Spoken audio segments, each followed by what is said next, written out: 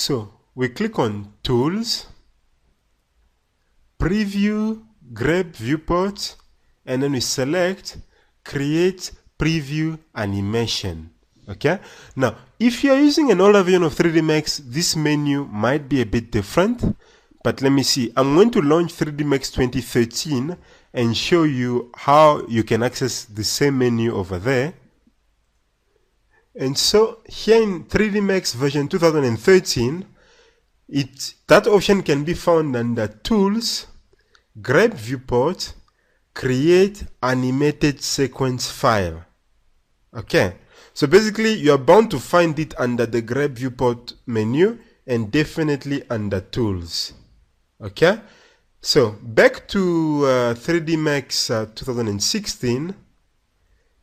Basically, the things are still there, the same menu items are still there, just that they've been either renamed differently and so forth. Okay, all right. So, or you can of course press the keyboard shortcut of Shift and V. Okay, so create preview animation.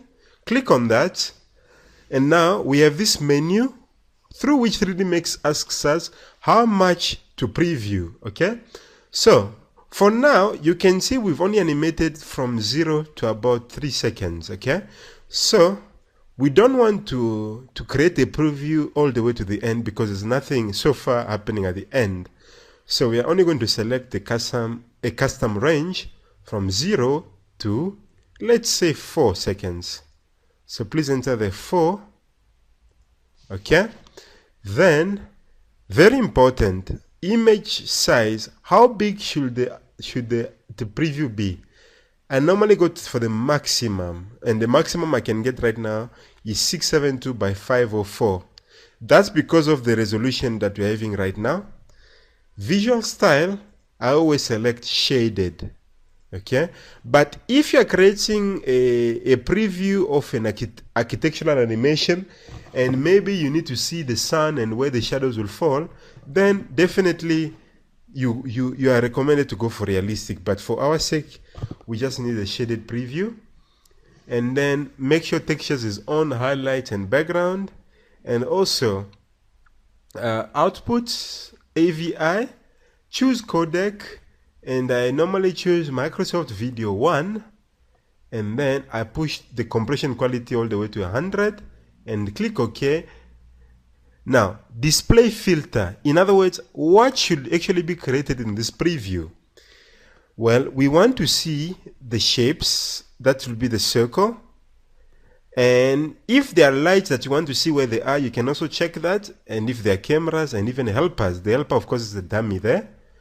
And mind you, the helpers and the circles do not render. They're just for preview. Okay? And then click Create. And you can see, of course, now 3D Max begins to compile your preview. You see that? It's all the way to the time at which we have set it until the end. And this is what it produces after grabbing your viewport. It launches your favorite media player that you've set as a default player for your AVI files. And you see that? Aha. Now, this is a precise speed at which it will actually render. Okay? And I'm sure, as you can tell, it's different from the speed at which it's playing here. You see, here it looks just a bit slower. And here is the accurate, precise timing of how really everything will happen. Okay, great. So let's continue. Now, we know we've got this first movement right where it just slides in. But what we also need, of course, is for the object, the point helper, to spin the book until it comes to this point. Okay? What we need to do is move to this keyframe here at around 3 seconds, and then please turn on key mode toggle down there, turn it on, and then you'll notice how the time changes, like things change. Like we can now be able to, like when you do that, we can now jump between keyframes. You see, that was the first keyframe, and that is the newest keyframe after that, you see. So we do that to jump between keyframes, okay? So we are at this point in time, and of course auto key is turned on, we are going to rotate. Okay, now here's what we're going to do. We're going to rotate this book about twice, like that. Okay, now press to go back to the beginning and then play the animation. Aha, you see what happens? The book spins and then comes to a stop. So again, this is what happens. Wonderful. Okay, so you see that once again. All right. Okay, so let's just play this again. All right, so now maybe it's rotating way too much. Okay, so we're just going to undo the rotation. All right, let's go back there. Now we're going to rotate it more precisely. Okay, so please click on that little magnet there with an angle in between. It's called angle snap toggle. Click it to turn it on. When we do that, we can now rotate this object at precise degrees with 5-degree increments. In other words, you can really rotate this object at exactly 360 degrees, okay? So, with the angle snap toggle turned on, look what happens. When we rotate, you see how the values increase by 5 degree increment. From 5 to 10 to 15 to 20, 25, and so forth until you get to 360. You see, this is why, as I said, with that option turned on, it gives us precise increments. Okay, so I'm going to go back again and then press play. There we go. So yeah, you see, maybe this will be better for us. Okay, just a 360-degree rotation and not a 720 as we had before. All right, again, this is what it will do. Okay, so you can of course spin it however much you like, but of course it might end up looking too playful, but it's your creativity, so you can do whatever you want to do. Okay, so let me just confirm again whether I just want it to spin once. I think so. All right. Okay, let's continue. Now, please turn off auto key because I've realized this our circle is a bit too big. Okay, so please select the circle and then we go to the modify tab. We are just going to reduce its radius maybe to a value of 100. Okay, that way it's a really small circle. When you press play, yeah, you see our object will get to do all it needs to do in a very nice and small environment. You see again.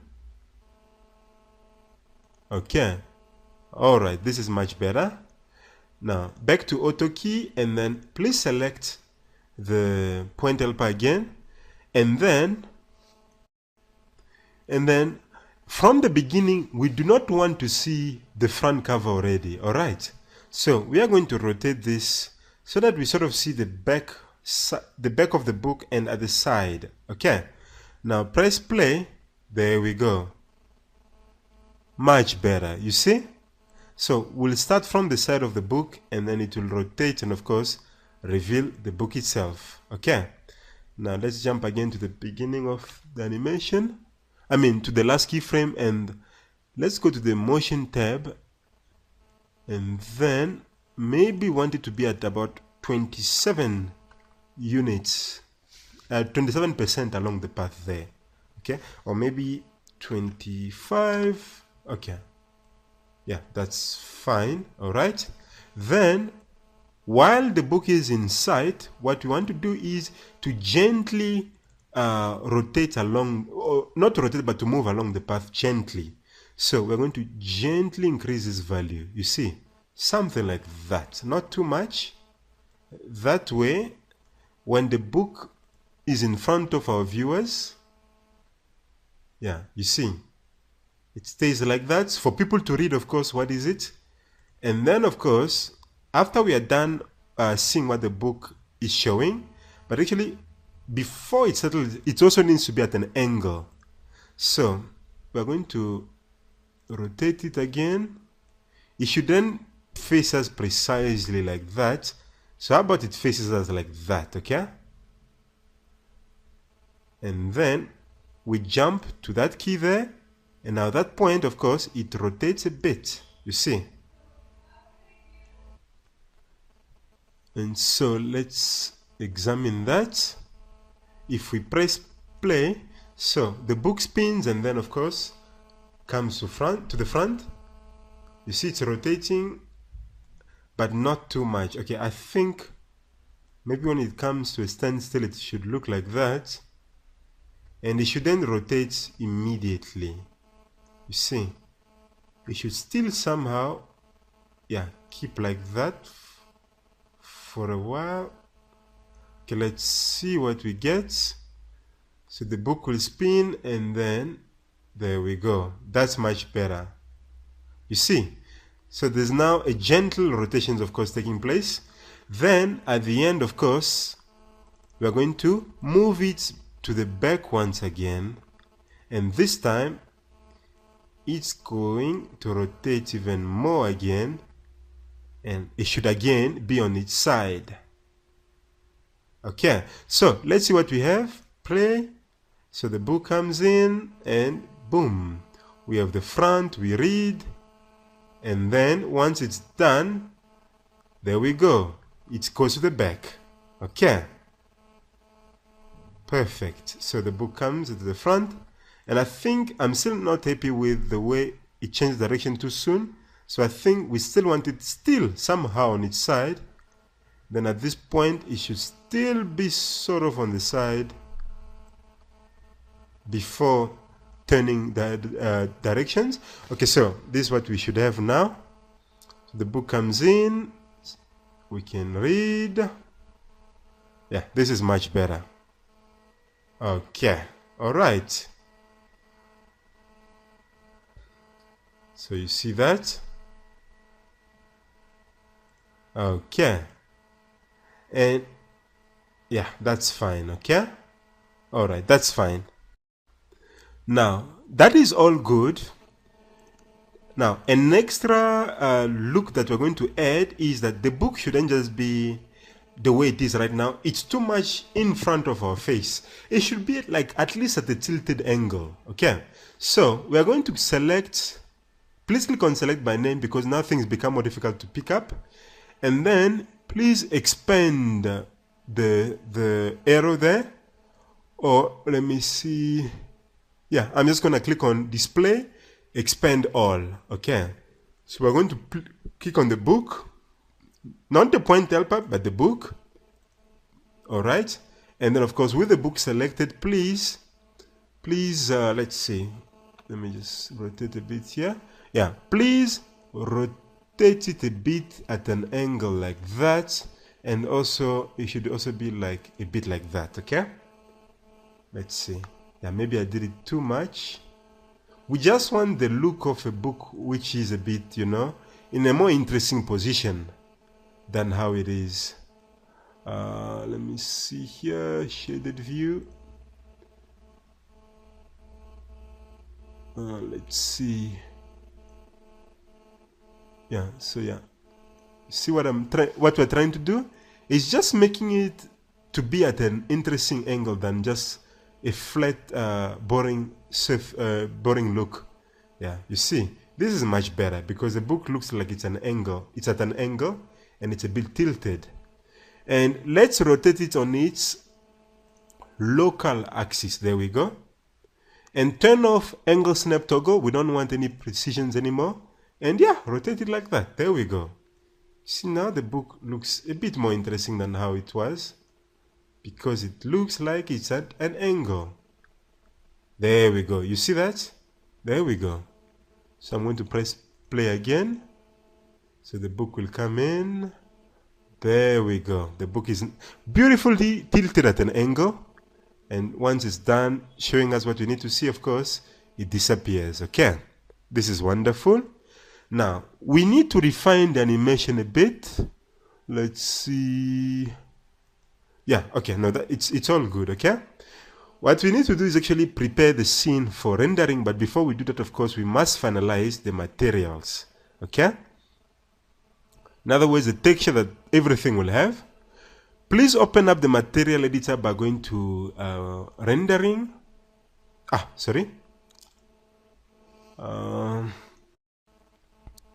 change the material by going to rendering, material editor, and then please select compact material editor.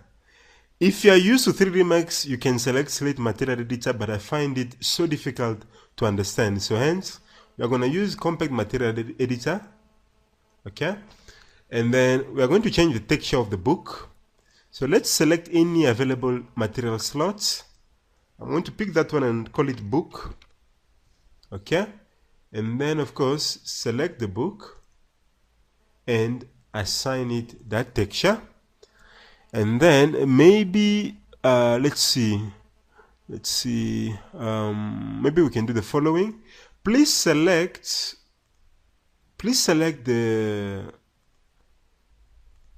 front cover, double click on it.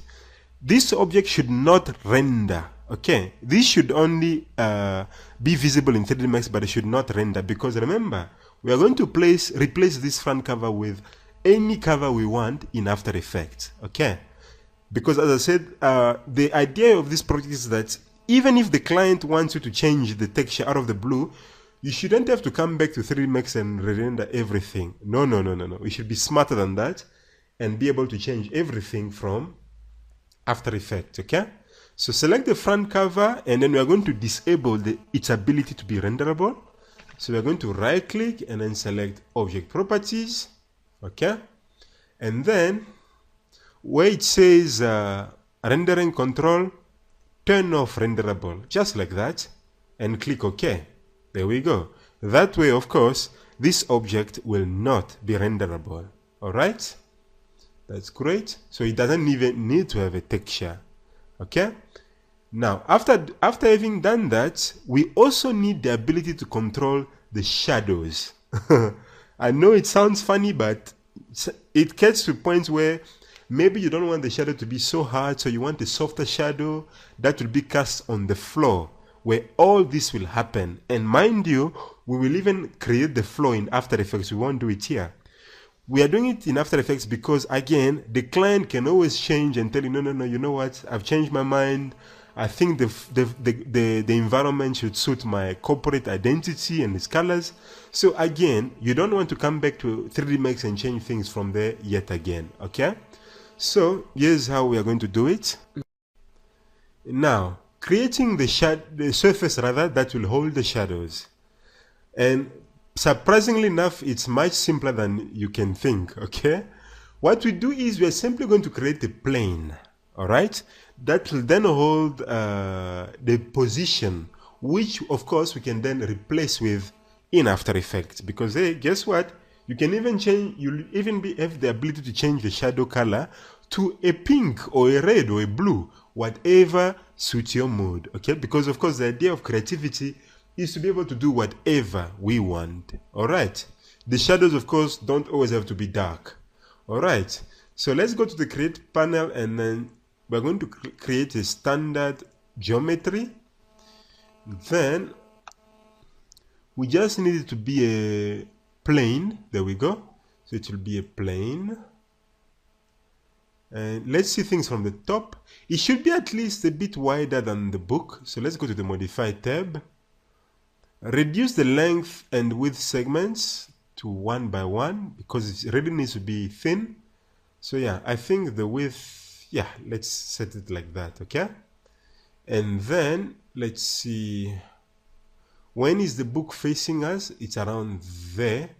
Okay, judging from the top view, you can see that's more or less where the book lines up properly along the horizon. So we're then going to select this plane. We are going to align it with the book. Okay, so, or rather, let's align it with the dummy. So select the book and then click on the, let's see, I'm looking for it. Yeah, there we go. There it is. There is the align button. It's next to the mirror button next to this bar. So click on align and then zoom in and then click on the helper. Okay, like that. And then I'm going to align it on the X, Y, and Z positions and then click OK. That way, of course, it's precisely at the same position as the object. Okay, so you can even see, of course, the book is cutting through there. So please select the book and then we're going to move it up a bit on the Z axis, you see, like that. Okay, all right. So the dummy, the surface here, let's move it a bit to the front like that. Perfect. Okay, of course this shadow also must move with the dummy, okay, because of course an object shadow must follow it wherever it is. So I'm going to rename this plane to shadow, and again right click. It shouldn't be able to be rendered by all means, so right click, select object properties and renderable, turn it off and click OK. And then with the objects selected, we're going to click on the chain, select and link, and then click on the select by name button, and then we're going to link it, of course, to the point helper and click link. There we go, it glows. Now if you play from the beginning, there we go. The object that will hold the shadow, of course, is also in motion. Great stuff, okay? And then let's see, please open up the material editor again by going to rendering, material editor, compact material editor, or you can always press M on the keyboard to access it. All right, and you can of course change the back of the book's color to anything you want. So let's say I want to go for that light blue, bluish gray sort of texture, yeah, something like that. Okay, then it's time to get things serious because we need to prepare the scene for animation. All right, but first, of course, save your file. And in fact, I think, let me see, this shade is not enough, okay? I'm just going to make a gradient, okay? Just to make things a bit more interesting. So, next to the diffuse slot, I'm going to click on the button that says none. All right. Then I'm waiting for 30 to open up a window from which I can select a gradient, okay?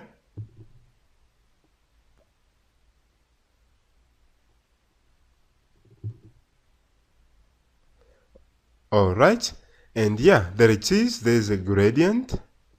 Although I think let's go for gradient ramp. Mind you can set this color to anything you want. And of course we need to see this in the viewport, so click on that little checkerboard with a light switch. So show material, shaded material in viewport. There we go. Okay, and then I'm going to do the following. Okay, for this color, where is my blue that I had earlier? Okay, all right. And I think this I can delete. There we go.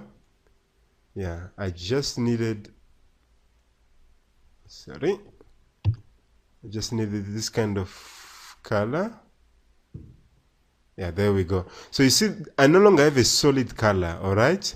So it starts from like a shade of bluish gray and then it becomes silver, sort of. So that's what I needed. I'm going to close this window. All right. And then please select the box, and then we are going to add a UVW map to it so that it textures it properly. So from the list, please select, of course, UVW map. There we go. Can make it a box, that's fine, and yeah, that should do it, okay? Now, preparing the scene for the animation, before we render, before we even bring it into After Effects, we must decide what resolution is this going to be. To do that, please click on Rendering, and then click on Render Setup. Okay? Then, we are going to change the time output from a single frame to the active time segment, so that 3D Max renders from 0 to the 10 frames that we have, okay? I mean to the 10 seconds that we have. Now, very important, the resolution. How big is the render going to be?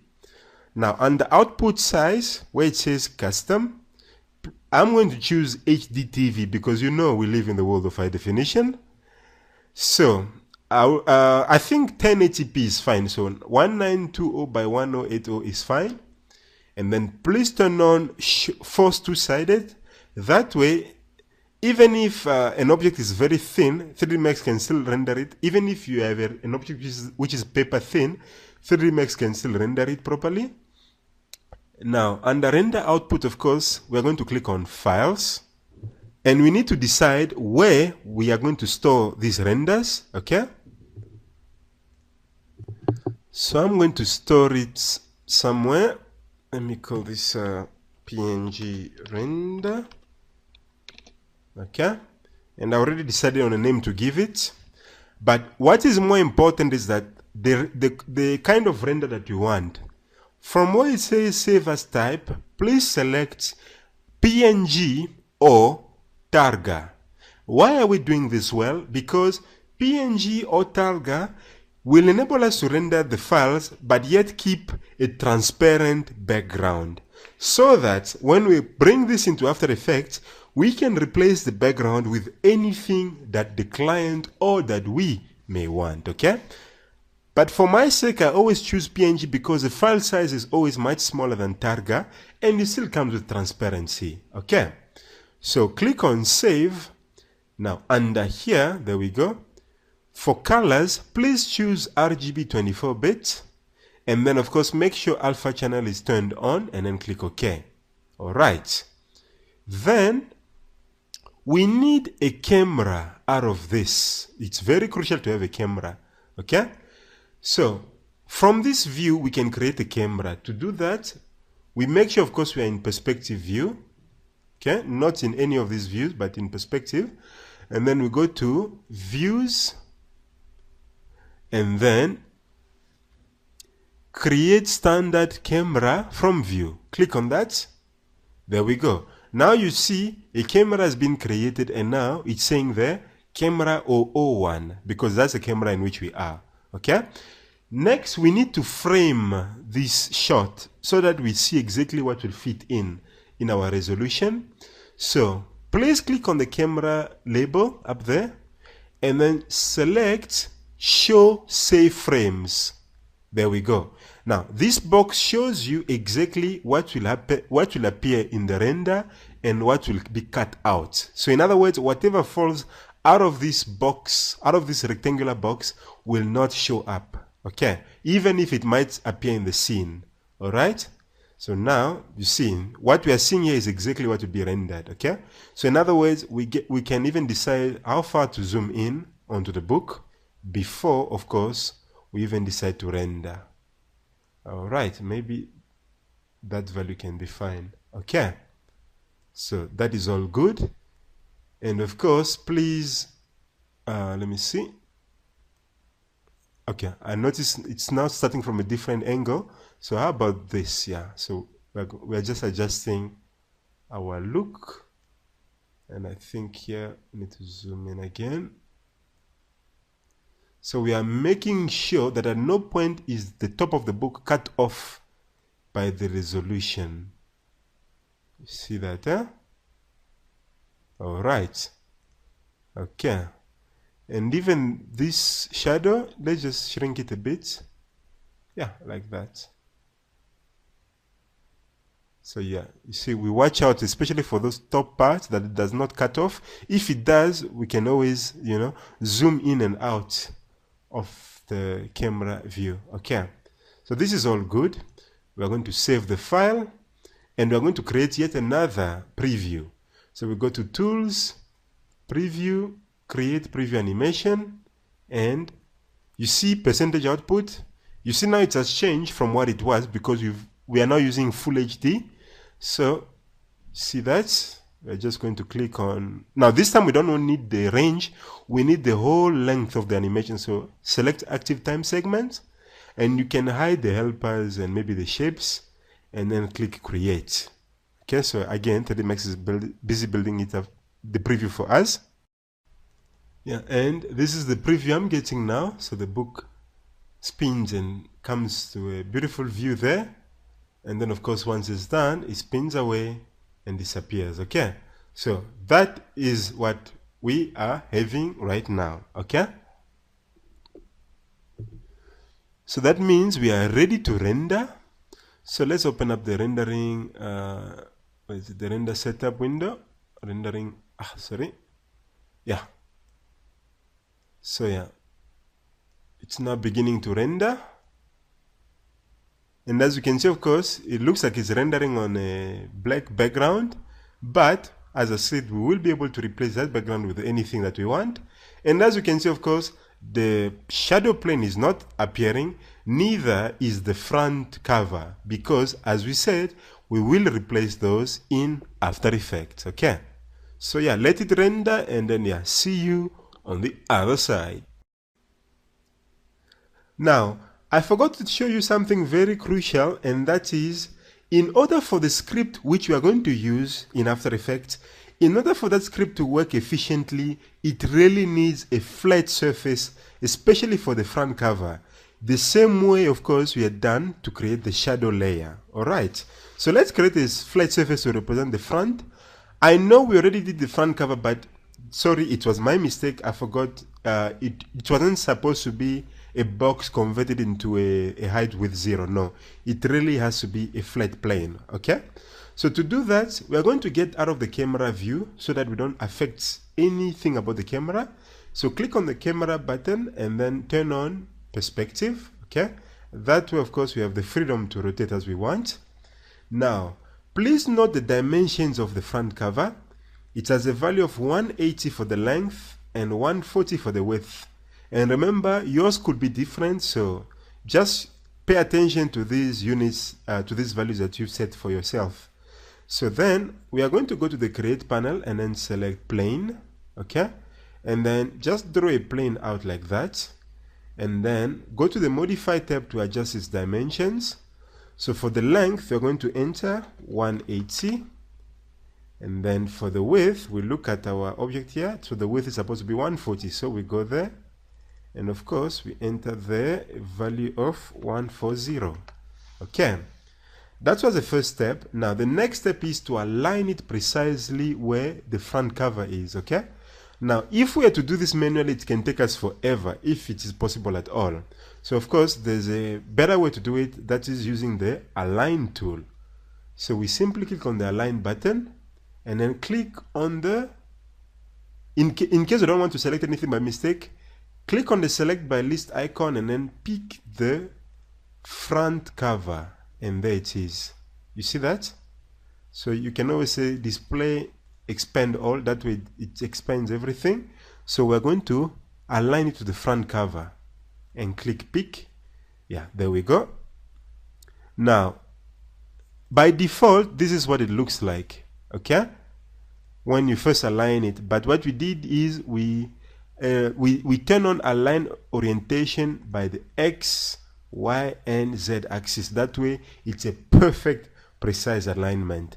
And you might even try to align them on the centers, which gets us even to a closer result of what we want. Okay, that's great. And then click OK. All right.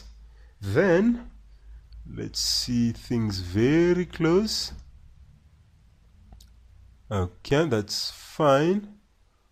Sorry. Yeah, so after we've done this, now we can get rid of the front cover which we had earlier there. Okay, so please click on Select by Name, Display, Expand All. I don't know how to keep them expanded by default, but anyways, I'll find the way. So anyways, what we're looking for, of course, is the front cover. So click OK on it and press Delete to get rid of it. Okay, so now it's gone. We're only left with this plane. Now rename this, of course, to be the front cover. Okay, that way we now know, of course, it will really be using this.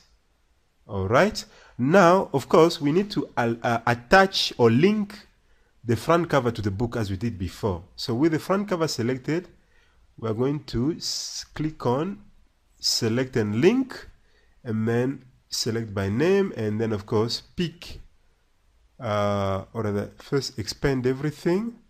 So we're going to attach it to the book, of course. So click on Link, and then it glows, of course.